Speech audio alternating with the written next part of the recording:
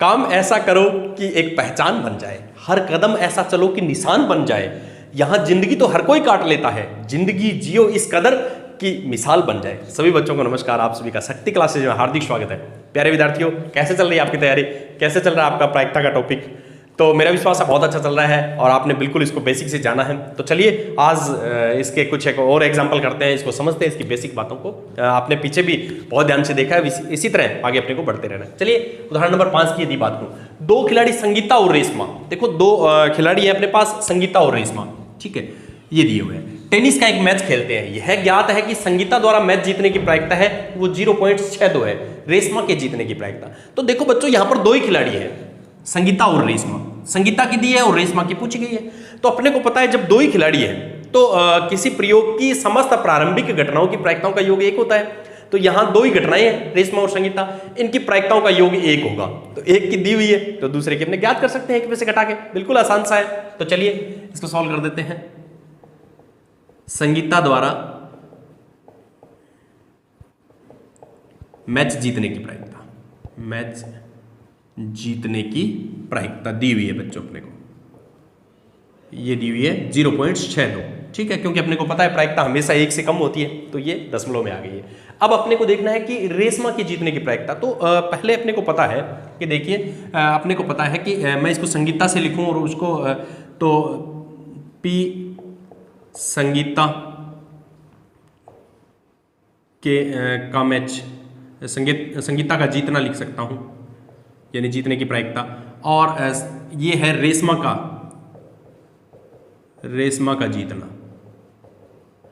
इन दोनों का योग है वो 1 होगा, क्योंकि अपने पढ़ा था कि भी किसी प्रयोग की समस्त प्रारंभिक घटनाओं की प्रायिकताओं का योग 1 होता है। तो यहाँ की प्रारंभिक घटनाएं दो ही है, या तो संगीता जीतेगी या रेशमा जीतेगी। तो चलिए, तो संगीता की जीतने की प्रायिकता तो अपने को पता है 0.62, तो पी रेशमा का जीतना बराबर 1। तो अपने रेशमा का जीतना ज्ञात करना है, तो पी रेशमा का जीतना तो ये हो गया 1 - 0.62। तो इसको घटा देंगे 1 में से। तो देखिए बच्चों, दशमलव वाले जो घटाव है उनको अच्छी तरह से आप करेंगे भी। 1 को दशमलव में इस तरह से लिखा जा सकता है, दशमलव के नीचे दशमलव, तो बिल्कुल साधारण सा घटाव है। ये लो 0.38 आ गया। तो ये है अपने रेशमा की जीतने की प्रायिकता, यानी संगीता का जीतना यदि 0.62 है तो रेशमा का जीतना 0.38 है। तो इस तरह से अपने ज्ञात कर सकते हैं। चलिए लेते हैं अगला उदाहरण। तो अगले सवाल की यदि बात करूं, सविता और हमीदा दो मित्र हैं, इनकी क्या प्रायिकता है कि जन्मदिन है वो भिन्न भिन्न हो और जन्मदिन एक ही हो, लीप वर्ष को छोड़ते हुए। तो लीप वर्ष कौन सा होता है वो देखना है अपने को। यहाँ पर यदि बच्चों देखें तो लीप और अलीप दो टाइप्स के वर्ष होते हैं। तो अपने पास लीप वर्ष जो है वो दिन होता है जिसमें फरवरी में 29 दिन होते हैं, कहने का मतलब 366 दिन वाला जो होता है, 366 दिन वाला है वो लीप वर्ष है। तो इसको छोड़ना है, तो कहने का मतलब कौन सा लेना है, 365 दिन वाला लेना है, ठीक है। तो चलिए बच्चों शुरू करते हैं। एक वर्ष में, एक अलीप वर्ष में लिख दूं, एक अलीप वर्ष में कुल दिन तो कितने हुए बच्चों, 365 दिन होंगे एक अलीप वर्ष में, ठीक है। अब देखो ये क्या कह रहा है कि जन्मदिन भिन्न भिन्न हो। यदि स्विता और ये हमीदा इनके जन्मदिन भिन्न भिन्न होंगे तो कैसे स्थिति बनेगी। तो सपोज कीजिए इनके जन्मदिन एक ही दिन है, सपोज कीजिए जैसे 1 जनवरी को दोनों का जन्मदिन है, तो अब बाकी सारे दिन रह गए। जैसे एक का 1 जनवरी है तो हमीदा का भी 1 जनवरी को हो तभी वो सेम आएंगे, इसके अलावा सारे भिन्न भिन्न है। तो केवल जैसे सपोज करो स्विता का जो जन्मदिन है उस एक दिन को छोड़ के हमीदा का बाकी किसी भी दिन में आ जाए तो भिन्न भिन्न होगा। तो एक दिन को छोड़ दो, 365 में से एक दिन छोड़ देंगे तो कितने दिन बचेंगे, 364। तो देखिए सविता और हमीदा के जन्मदिन भिन्न भिन्न होने के अनुकूल दिन। तो अनुकूल दिन कितने होंगे बच्चों, 365 में से एक दिन को छोड़ दो जो सेम है, जो सपोज कीजिए स्विता का है वो जन्मदिन मैंने छोड़ दिया। अब इन 364 दिन में हमीदा का कोई सा भी दिन आ जाए भिन्न भिन्न होगा, तो अब इसकी प्रायिकता ज्ञात कर लेंगे। तो चलिए सबसे पहले तो प्रायिकता का फॉर्मूला आपको अच्छी तरह से याद हो जाए वो मैं लिख रहा हूं। घटना के अनुकूल परिणामों की संख्या, अनुकूल परिणामों की संख्या बटा प्रयोग के कुल परिणामों की संख्या, प्रयोग के कुल परिणामों की संख्या, ये लिख दिया। तो अब देखिए आपने कुछ प्रायिकता ज्ञात करनी है। सविता और हमीदा के भिन्न भिन्न जन्मदिन होने, सविता और हमीदा के जन्मदिन भिन्न भिन्न हो, इसकी प्रायिकता यदि ज्ञात करनी है तो इसके अनुकूल परिणाम देखें तो 364 हो गए हैं और कुल परिणाम देखें तो बच्चों 365 हो गए, ये ज्ञात कर लिया। अब नेक्स्ट पढ़ते हैं। का जन्मदिन एक ही हो, तो आपने देखा था कि इसकी दो ही प्रारंभिक घटनाएं बन रही है, एक तो भिन्न भिन्न हो और एक ही हो, तो इन दोनों का योग है वो एक होगा, तो एक में से घटा के भी इसको ज्ञात कर सकते हैं। देखिए कैसे, पी सविता और हमीदा के जन्मदिन एक ही हो, क्योंकि अपने को पता है कि इस प्रयोग की यदि प्रारंभिक घटनाएं देखें तो यदि ये भिन्न भिन्न वाली है तो दूसरी एक वाली बचती है, तो इनका योग यदि देखें तो एक होगा, तो इसको एक में से घटा देते हैं। टोटल एक होता है, एक में से ये घटा दो अपने 364 बटे 365, तो लघुत्तम आ गया 365, ये हो गया 365 माइनस 364 यानी 1/365। कहने का मतलब वो एक ही दिन होगा। जैसे सपोज कीजिए 1 जनवरी अस्मिता का, तो हमीदा का भी 1 जनवरी फिक्स बन गई तारीख, भी एक ही दिन है, वो 1 जनवरी बने तो ही उनके सेम होंगे। तो इस तरह से भी अपने ज्ञात कर सकते हैं। बाकी वैसे भी अपने देख सकते हैं कि वो एक ही दिन हो गया तो 1/365, कैसे भी अपने देख सकते हैं। तो इस तरह से अपने ये जो एग्जाम्पल नंबर 6 उसको पूरा किया। चलिए लेते हैं अगला एग्जाम्पल। तो अब देखते हैं एग्जाम्पल नंबर 7। किसी स्कूल की कक्षा 10 में 40 विद्यार्थी हैं, जिसमें से 25 लड़कियां हैं और 15 लड़के हैं। टोटल संख्या दे रखी है बच्चों 40 की, जिसमें 25 लड़कियां और 15 लड़के हैं। ठीक है, एक कक्षा अध्यापिका को एक विद्यार्थी कक्षा प्रतिनिधि के रूप में चुनना है। ठीक है, तो वो क्या तरीका अपनाती है ये देखना है अपने को।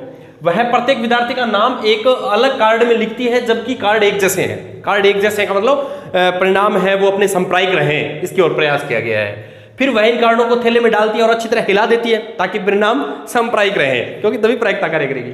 इसके बाद वह थैले में से कार्ड निकालती है। क्या प्रायिकता होगी कि लिखा हुआ नाम है वो एक लड़की का हो या फिर एक लड़के का हो, इनके लिए अपने को प्रायिकता। तो सबसे पहले अपने को ये देखना है कि कुल परिणाम कितने हैं। कुल परिणाम आगे 40, ये यहां पे दिया हुआ है। तो हल कुल विद्यार्थी यूं लिख सकता हूं, ये कुल परिणाम हो गए हैं एक तरीके से 40। ठीक है, और लड़के कितने हैं, लड़कियां कितनी हैं? लड़कियां तो है 25। लड़कियों की संख्या, लड़कियों की संख्या कितनी है? 25। और लड़कों की संख्या, लड़कों की संख्या रह गई है उसमें से 15। अब देखो 25 पर्चियां ऐसी है जिनमें से कोई नाम निकलेगा तो वो लड़की के पक्ष में होगा, अनुकूल होगा, और 15 पर्चियां ऐसी तैयार हो गई है जिसमें से कोई पर्ची यदि निकलेगी तो वो लड़कों के अनुकूल होगी। यानी दो घटनाएं हैं यहाँ पर, लड़के और लड़कियों वाली। ठीक है, भी लड़कियां होगी लड़कियों होगी। ठीक है, ये घटनाएं हैं। तो प्रायिकता के फॉर्मूला मैं एक बार लगा देता हूं ताकि आप बच्चों को अच्छी तरह से तैयार हो जाए। घटना के अनुकूल परिणामों की संख्या, अनुकूल परिणामों की संख्या बटा प्रयोग के कुल परिणामों की संख्या, प्रयोग के कुल परिणामों की संख्या। तो यहां पर देखें बच्चों घटनाएं दो हैं, या तो लड़की होनी चाहिए और दूसरी घटना है कि लड़का होना चाहिए। तो पहली प्रायिकता ज्ञात करता हूं, लड़की, लड़की का नाम हो। ठीक है, पहली प्रायिकता है लड़की का नाम हो। तो लड़कियों के नाम वाली पर्चियां कितनी हैं? 25 है, क्योंकि हर एक पर्ची पे एक एक लड़की का नाम है। तो 25 है और कुल पर्चियां 40 हो गई है, यानी कुल विद्यार्थी उतनी कुल पर्चियां हो गई है। तो ये हो गया अपने पास, यदि इसमें काट दो इसको 5/8, सरल कर दिया। अब दूसरी देखो लड़के हो, तो लड़कों की अपने देखना है लड़के का नाम हो, लड़के का नाम पर्ची में। तो लड़कों के नाम की कितनी पर्चियां हैं बच्चों? 15 पर्चियां हैं। टोटल पर्चियां कितनी हैं? 40। तो ये इसको सरल कर दिया तो 3/8। यहां पर यदि देखूं बच्चों मैं, तो ये लड़की और लड़कों वाली जो पर्चियां हैं, ये एक घटनाएं दो है इसमें, एक तो लड़की का नाम हो और एक लड़के का नाम हो। किसी प्रयोग की समस्त प्रारंभिक घटनाओं की प्रायिकताओं का योग कितना होता है? 1 होता है ना। तो यहां पर लड़कियों की प्रायिकता यदि आपने ज्ञात कर ली 5/8, तो लड़कों की ज्ञात करनी है, तो इसमें से जैसे मैं लड़कों की ऐसे भी ज्ञात कर सकता हूं, P लड़के का नाम, तो इसको ऐसे भी ज्ञात किया जा सकता है। एक में से 5/8 घटा दीजिएगा, क्योंकि अपने को पता है कि 2 ही तो घटनाएं हैं उसकी, सारी घटनाएं आपको पता हो तो उनका योग 1 होता है, तो सारी घटनाएं आपको पता लगी, या तो लड़के हैं और या लड़के, इनके अलावा कुछ नहीं है उसमें। तो ये आप ऐसे भी ज्ञात कर सकते हैं इसको, 8 - 5 3/8। तो ये दोनों तरह से मैंने ज्ञात कर दिया, ये भी 3/8 वो भी 3/8। तो जो भी आपको ठीक लगे उस तरह से आप ज्ञात कर सकते हैं, और इस तरह से अपने उदाहरण नंबर 7 को पूरा किया। चलिए बढ़ते हैं अगले उदाहरण की ओर। अब बात करते हैं अपने एग्जाम्पल नंबर 8 की। एक बक्से में 3 नीले, 2 सफेद और 4 लाल कंचे हैं। यदि इस बक्से में से एक कंचा यादृच्छा निकाला जाता है, यादृच्छा का मतलब कि कहने का मतलब संप्रायिक बनाने की कोशिश की गई है कि सारे रिजल्ट उनके जो सारी बॉल जो है उनके आने की संभावना है वो बराबर है, ठीक है। तो क्या प्रायिकता है कि कंचा सफेद होगा, नीला होगा, लाल होगा। तो सबसे पहले तो कुल जो कंचे कितने हैं, कुल कंचे अपने यदि देखें बच्चों तो 3 और 2 5 और 4 9, तो ये संभावित परिणाम होंगे कुल, ठीक है। इसको यूं लिखूं मैं प्रायिकता की लैंग्वेज में, प्रयोग के कुल परिणाम, कुल परिणामों की संख्या। तो ये हो गए बच्चों, या तो ये 3 गेंद ये निकल सकती है, कंचे निकल सकते हैं, या ये 2 या ये 4। तो 3 और 2 5 और 4 9 हो सकते हैं कुल। उस थैले में 9 कंचे हैं, उनमें से कोई एक कंचा बाहर निकलेगा, ठीक है। तो संभावित परिणाम जो है वो 9 है। अब देखो आगे क्या कह रहा है, ये कह रहा है इनकी प्रायिकता बतानी है कि सफेद हो, तो सफेद कंचा आने के अनुकूल कितने हैं।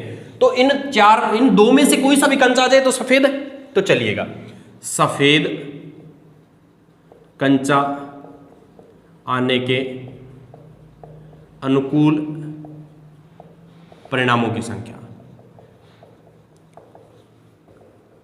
सफेद कंचा आने के अनुकूल परिणामों की संख्या है 2।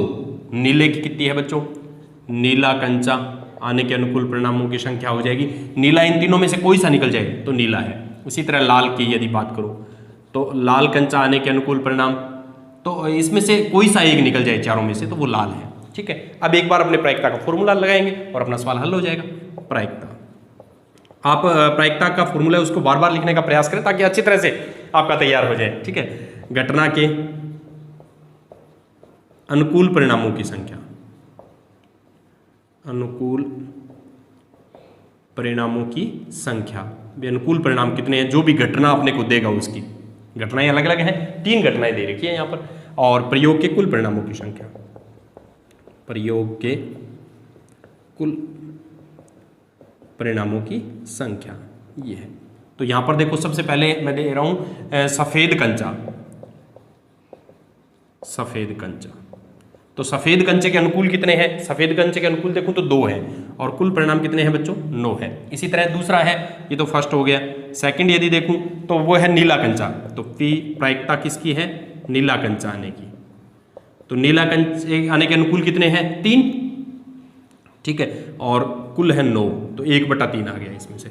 और यदि मैं थर्ड देखूं इसमें तो वो है लाल कंचा, तो पी लाल कंचा, तो इसकी हो गई है बच्चों लाल कंचे के अनुकूल कितने हैं 4 और कुल है 9, तो 4।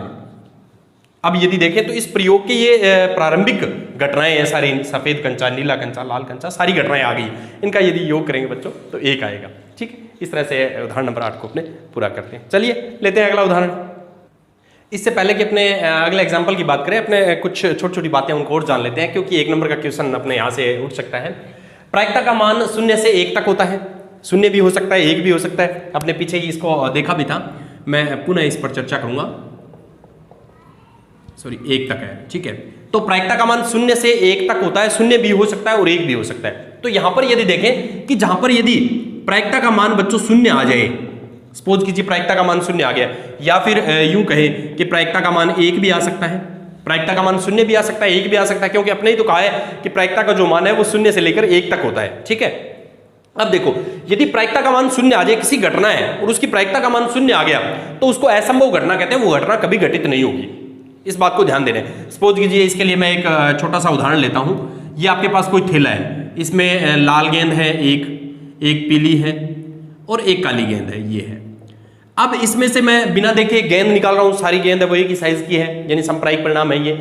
इसमें से गेंद निकालता हूं और गेंद जो है वो क्या है, मैं कह रहा हूं कि इसमें से मेरे को गेंद मिलनी चाहिए, जैसे लाल पीली काली है तो सफेद मिलनी चाहिए, सफेद तो है ही नहीं इसमें, तो सफेद के अनुकूल कितने हो गए 0, और कुल गेंद कितनी है 3, तो रिजल्ट क्या आया, प्रायिकता कितनी है 0 आई।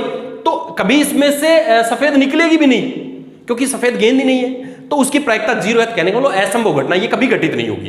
तो जहां पर प्रायिकता का मान यदि 0 आ जाए किसी घटना के लिए, उस घटना को असंभव घटना कहते हैं बच्चों, ध्यान रखना है। असंभव घटना क्या है, वह घटना जिसकी प्रायिकता का मान 0 हो, उसको असंभव घटना कहेंगे।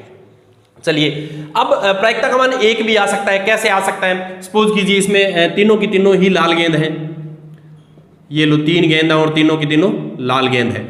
अब मैं कह रहा हूं इस थैले में से मैं एक गेंद निकाल रहा हूं बिना देखे, और उस गेंद के लाल आने की प्रायिकता, तो लाल आने के अनुकूल कितने हैं 3, कुल कितने हैं 3, तो 1, तो 1 आ गया। इसका मतलब ये है कि इसमें मैं कभी भी गेंद निकालूंगा तो हमेशा लाल निकलेगी वो, क्योंकि आपने सारी लाल ही तो डाली है ना उसमें, तो लाल ही निकलेगी। जैसे कोई सिक्का है, उसके दोनों तरफ सपोज कीजिए चित्त हो बना हुआ, उस सिक्के को उछालेंगे तो चित्त आने के अनुकूल, सिक्के के दोनों तरफ चित्त आपने बना रखे हैं, तो चित्त आने के अनुकूल 2 है, कुल भी 2 है, तो 1 हमेशा ही चित्त आएगा उस पर। तो इस तरह से किसी प्रायिकता का मान यदि 1 आ जाता है तो उसको बच्चों निश्चित घटना कहते हैं। किसी प्रायिकता का मान यदि 1 आ जाता है तो उसको निश्चित घटना कहते हैं। तो ये भी ध्यान रखना है, आपसे पूछा जा सकता है कि असंभव घटना की प्रायिकता कितनी होती है, 0 होती है, या जिस घटना की प्रायिकता 0 हो उसे क्या कहा जाता है, असंभव घटना कहा जाता है। इसी तरह निश्चित घटना को भी जानना है। तो चलिए इन छोटी छोटी बातों को साथ साथ अपने दोहराते हुए आगे बढ़ते रहेंगे, ताकि अपने छोटे प्रश्न है वो भी अच्छी तरह से हल हो सके। चलिए आगे बढ़ते हैं। अब लेते हैं एग्जाम्पल नंबर 9। हरप्रीत 2 भिन्न भिन्न सिक्कों को एक साथ उछालती है। यहां पर देखो प्रयोग क्या है, 2 भिन्न भिन्न सिक्कों को एक साथ उछालना, यानी 2 सिक्कों को एक साथ उछालना, ये प्रयोग है। तो 2 सिक्कों को एक साथ उछालने की पहले तो अपने को कुल परिणाम ज्ञात होने चाहिए। एक सिक्के को उछालने के तो अपने को पता है बच्चों 2 होते हैं, 2 सिक्कों को एक साथ उछाले तो देखिए पहले अपने इसी को समझेंगे। 2 सिक्कों को एक साथ उछालने पर, एक साथ उछालने पर अपने को संभावित जो परिणाम है वो पता होना चाहिए। मानने पर संभावित परिणाम ये पता होना चाहिए। तो देखो 2 सिक्कों को एक साथ उछाला जा रहा है, तो देखिए बच्चों दोनों सिक्के गिरेंगे, या तो दोनों पे चित्त होगा या दोनों पे पट होगा। तो सपोज कीजिए मैं चित्त को तो H से लिख रहा हूं, चित्त H है और पट को T से लिख रहा हूं, ठीक है। तो यदि ये माना है मैंने, तो देखिए क्या पोजीशन बन सकती है। इसमें यूं बन सकता है कि दोनों पे ही अपने पास चित्त आ जाए, या फिर पहले पे चित्त दूसरे पे पट आए, या फिर यूं हो सकता है कि पहले पे पट आए दूसरे पे चित्त आए, या दोनों पे ही पट आए, ये बन सकती है। इसके अलावा कुछ नहीं बनेगा। तो कुल परिणाम कितने हो गए बच्चों, यहां पर 4 हो गए। ये आपको अच्छी तरह से समझ में आ जाना चाहिए। 2 सिक्कों को एक साथ उछाल रहे हैं तो क्या संभावित परिणाम हो सकते हैं, कैसे आ सकते हैं। तो यदि मैंने चित्त को H लिखा है, पट को T लिखा है, तो इस तरह से संभावनाएं बन सकती है। तो यहां पर कुल परिणाम देखिएगा बच्चों, कुल परिणामों की संख्या, कुल परिणामों की संख्या, तो कुल परिणामों की संख्या हो गई है बच्चों 4 यहां पे। कब, जब 2 सिक्कों को एक साथ उछाला जाता है। एक सिक्के को उछाला जाए तब तो 2 होती है, 2 सिक्कों को एक साथ उछाला जा रहा है, तो इस तरह की पोजीशन बन सकती है, स्थितियां बन सकती है, ठीक है। उसको मैंने आपको बता दिया है। तो ये कुल परिणाम की संख्या हो गई 4। अब देखिए इनकी क्या प्रायिकता है कि कम से कम एक चित्त, ये घटना है अपने पास। घटना क्या है कि कम से कम एक चित्त आना चाहिए। तो देखिए कम से कम एक चित्त, इसमें 2 चित्त हैं तो कम से कम एक चित्त तो है ये वैलिड है। इसमें कम से कम एक, बिल्कुल है ये रहा। इसमें कम से कम एक, इसमें नहीं है, यानी ये कह रहा है कम से कम एक, तो ज्यादा तो कितने भी हो, इसमें 2 चित्त हैं तो कम से कम एक चित्त तो है ही है। तो यहां पर कम से कम एक चित्त होने के अनुकूल परिणाम है वो 3 हो गए हैं बच्चों। तो कम से कम एक चित्त होने के अनुकूल परिणामों की संख्या, अनुकूल परिणामों की संख्या, तो यहां पर आ गई है बच्चों 3। ये वाली भी हो गई है, ये वाली भी हो गई है और ये वाली भी, क्योंकि ये कह रहा है कम से कम एक, तो ज्यादा कितने भी हो। यदि यूं कहता ना कि एक ही चित्त होना चाहिए फिर तो ये 2 ही होते, ये कह रहा है कम से कम एक होना चाहिए, तो इसका मतलब ज्यादा कितने ही हो ना। तो ध्यान देना इसकी लैंग्वेज पे घटना कैसे तैयार की गई है। आपको मैंने बताया था घटनाएं बहुत टाइप से तैयार की जा सकती है, तो आपके सामने इस तरह की घटनाएं भी आ सकती है कम से कम वाली। तो यहाँ पर ज्यादा कितने भी हो, इसका मतलब ये है। तो प्रायिकता का एक बार फॉर्मूला आप लिखेंगे ताकि आपको अच्छी तरह से याद हो जाए। घटना के अनुकूल परिणामों की संख्या, घटना के अनुकूल परिणामों की संख्या, यानी घटना क्या है आपके सामने उस पर डिपेंड करेगा ये। प्रयोग के कुल परिणामों की संख्या, प्रयोग के कुल परिणामों की संख्या। तो प्रायिकता ज्ञात करनी है, कम से कम एक चित्त, कम से कम एक चित्त, ये घटना है। तो कम से कम एक चित्त आने के अनुकूल 3 है और कुल 4 है। तो इस तरह से आपने इस सवाल को आसानी से सॉल्व कर सकते हैं। चलिए बढ़ते हैं अगले सवाल की ओर। तो अब लेते हैं एग्जाम्पल नंबर 12, क्योंकि 10 और 11 वो परीक्षा की दृष्टि से नहीं है। तो चलिए अब एग्जाम्पल 12 लेते हैं डायरेक्ट। तो इसमें दिया गया है बच्चों के एक डिब्बे में 100 कमीजें हैं, कुल कमीजें आ गई है 100, यहाँ पर ध्यान देना है, ठीक है। जिनमें से 88 अच्छी है, 8 थोड़ी खराब है, 4 अधिक खराब है। ये पोजीशन है, 100 का बंटवारा इसने कर दिया है कि 88 बहुत अच्छी है, 8 थोड़ी सी खराब है और 4 है वो बहुत ज्यादा खराब है, अधिक खराब है। जिम्मी वही कमीज स्वीकार करता है जो अच्छी है। तो यहां पर देखिए अच्छी, तो अच्छी कितनी है 88, जिम्मी के लिए स्वीकार कितनी होगी 88। चलिए आगे बढ़ते हैं। एक अन्य व्यापारी सुजाता उन्हीं को अस्वीकार करता है, उनको ना करता है जो खराब अधिक है। तो खराब अधिक कौन सी है, इनको ना करता है, वो इनको छोड़ देता है इनके अलावा। तो इनके अलावा ये वाली बच गई उसके लिए 88 और 8, ठीक है। चलिए आगे। इस डिब्बे में से एक कमीज को यादृच्छिक रूप से निकाला जाता है, क्या प्रायिकता होगी कि जिम्मी को स्वीकार हो, क्या प्रायिकता होगी कि सुजाता को स्वीकार हो। क्वेश्चन बहुत ही आसान है, चलिए शुरू करते हैं। तो प्रयोग है अपने पास उस डिब्बे में से कमीज को निकालना, ये प्रयोग है। तो इस डिब्बे में से कमीज निकाल रहा हूं, तो उसके लिए कुल परिणाम कितने बन सकते हैं, कुल परिणाम कितने हैं, 100 कमीज है तो 100 परिणाम होंगे, ठीक है। तो प्रयोग के कुल परिणाम, या यूं कहूं कि डिब्बे में से कुल शर्टें, ठीक है। तो डिब्बे में से कमीज निकालने के कुल संभावित परिणाम कितने हो गए बच्चों, 100 हो गए। यानी प्रयोग है इसमें डिब्बे में से कमीज निकालना और उसके कुल परिणाम कितने हैं 100। अब चलिए आगे बढ़ते हैं। अब क्या कहता है कि जिम्मी वही स्वीकार करता है, यानी स्वीकार करने की, जिम्मी के लिए स्वीकार करने के अनुकूल, तो अनुकूल केवल 88 बच गए जिम्मी के लिए, क्योंकि जो अच्छी है उसी को। तो देखिए जिम्मी के लिए अनुकूल, या कह सकता हूं, या स्वीकार कह सकता हूं, स्वीकार कमीज, अनुकूल परिणामों की संख्या, अनुकूल परिणामों की संख्या। तो कितनी आ गई बच्चों जिम्मी के लिए, जिम्मी के लिए केवल 88 शर्ट ही है, क्योंकि उसने लिखा है कि जो अच्छी है उसी को करेगा वो। तो 88 अच्छी है उसमें, तो अनुकूल परिणामों की संख्या कितनी आ गई 88। सेकंड यदि देखूं सुजाता को, तो सुजाता ये ना करती है, इसको छोड़ देती है, ये बाकी लेती है। तो 88 और 8 96 सुजाता के लिए। तो सुजाता के लिए अनुकूल यानी स्वीकार कमीज परिणामों की संख्या तो आ गई है बच्चों 88 तो ये है और 8 ये है, 96 है, 4 छोड़ दी, क्या नहीं मतलब 100 में से, ठीक है। अब अपने एक बार प्रायिकता का फॉर्मूला डाल देंगे। तो घटना के अनुकूल परिणामों की संख्या, अनुकूल परिणामों की संख्या, और प्रयोग के कुल परिणामों की संख्या। अच्छी तरह से आपको याद हो गया होगा, बार बार अपने देख रहे हैं, प्रयोग के कुल परिणामों की संख्या। तो सबसे पहले अपने को करना है कि जिम्मी को स्वीकार हो, तो P जिम्मी को स्वीकार,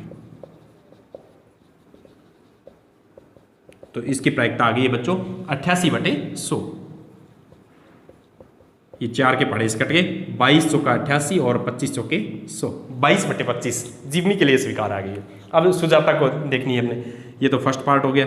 सेकंड P सुजाता को स्वीकार की प्रायिकता, तो सुजाता के लिए कितनी है बच्चों 96 है और ये 100 है। इसको यदि 4 के पढ़े से काटा तो 24/100। तो इस तरह से जिम्मी को स्वीकार है, उसकी प्रायिकता तो 22/25 आ गई है और इसके लिए 24/25 आ गई है, सॉरी 24/25 आएगी यहाँ पर, क्योंकि 4 के पढ़े काट दिए ना इनको, तो 24/25 आ गई है। तो प्रायिकता का मान हमेशा 1 से कम रहता है, क्योंकि अनुकूल परिणाम है वो कुल परिणाम से हमेशा कम ही रहेंगे, इसका मतलब अंश है वो छोटा ही रहेगा। अब लेते हैं अपने एग्जाम्पल नंबर 13। एक स्लेटी पासा और एक नीला पासा है, उसको एक साथ फेंका जा रहा है, सभी संभावित परिणाम, यानी आपको कहा गया है कि देखो बच्चों एक पासा यदि फेंकते हैं तो उसके संभावित परिणाम 6 होते हैं, आपको बताया था एक पासा। अब है दो पासे एक साथ फेंकने पर, जैसे एक सिक्के को एक फेंका जाए, उछाला जाए तो दो ही परिणाम होते हैं, चित्त और पट। दो सिक्कों को एक साथ उछाला जाए, चार परिणाम हो जाते हैं, चित्त चित्त, चित्त पट, पट चित्त और पट पट। उस तरह से अब अपने को देखना है कि यदि दो सिक्कों को, दो पासों को एक साथ उछाले तो कैसे संभावित परिणाम आ सकते हैं। दो पासों को एक साथ उछालने पर संभावित परिणाम। तो देखो बच्चों किस तरह से आ सकते हैं। यदि दो पासों को एक साथ उछाल रहा हूं मैं, तो ये हो सकता है कि दोनों पासों पर एक एक आ जाए, ठीक है, या फिर यूं हो सकता है कि पहले पे एक आए और दूसरे पे दो आ जाए, या फिर यूं हो सकता है पहले पे एक दूसरे पे तीन, एक चार, एक पाँच, या फिर एक छः, इस तरह से आ सकते हैं। पहले पास है उस पर तो एक अंक आए, दूसरे पर भी एक आए, हो सकता है दूसरे पे दो आ जाए, हो सकता है दूसरे पे तीन आ जाए, या फिर यूं हो सकता है पहले पे दो अंक आ जाए, दूसरे पे एक, दोनों पे दो दो आ जाए, पहले पे दो दूसरे पे तीन, पहले पे दो दूसरे पे चार, दूसरे पर पाँच, इस तरह से दूसरे पे छः आ सकता है। ये भी हो सकता है ना, दो पासे एक साथ है तो कुछ भी हो सकता है। चलिए फिर, या फिर यूं हो सकता है कि पहले पे तीन और दूसरे पे इस तरह से चेंज होते रहे, तो ये पोजीशन भी बन सकती है, ये भी संभव है। या फिर यूं हो सकता है पहले पे चार आए और दूसरे पे चेंज होते रहे, पहले पे चार, दूसरे पे एक, दूसरे पे दो और दूसरे पे तीन, दूसरे पर भी चार, दूसरे पर पाँच और दूसरे पे छः, यूं हो सकता है। या फिर अब समझ गए होंगे, पहले पर पाँच आ जाए, दूसरे पे एक दो तीन चार यूं आए, तो पहले पे पाँच, दूसरे पे एक, पाँच दो, पाँच तीन, पाँच चार, पाँच पाँच, पाँच छः। या फिर यूं हो सकता है बच्चों कि पहले पे छः आ जाए, दूसरे पे एक आ जाए, ऐसा भी तो हो सकता है। छः एक, छः दो, छः तीन, छः चार, छः पाँच, छः छः। अब ऐसा नहीं हो सकता कि पहले पे सात आ जाए, क्योंकि संख्याएं छः तक होती है, तो इससे बाहर नहीं जाएगा। टोटल जो इतने ही बनेंगे, तो देखिए टोटल कितने बन गए, एक लाइन में 6 परिणाम हैं, तो 6 लाइनें 36 परिणाम हो गए। तो कुल परिणाम, कुल आपको याद रखना है, दो पासों के कुल संभावित परिणाम हैं वो 36 होते हैं, ठीक है। जैसे दो सिक्कों के संभावित परिणाम 4 होते हैं, ठीक है। तो दो पासों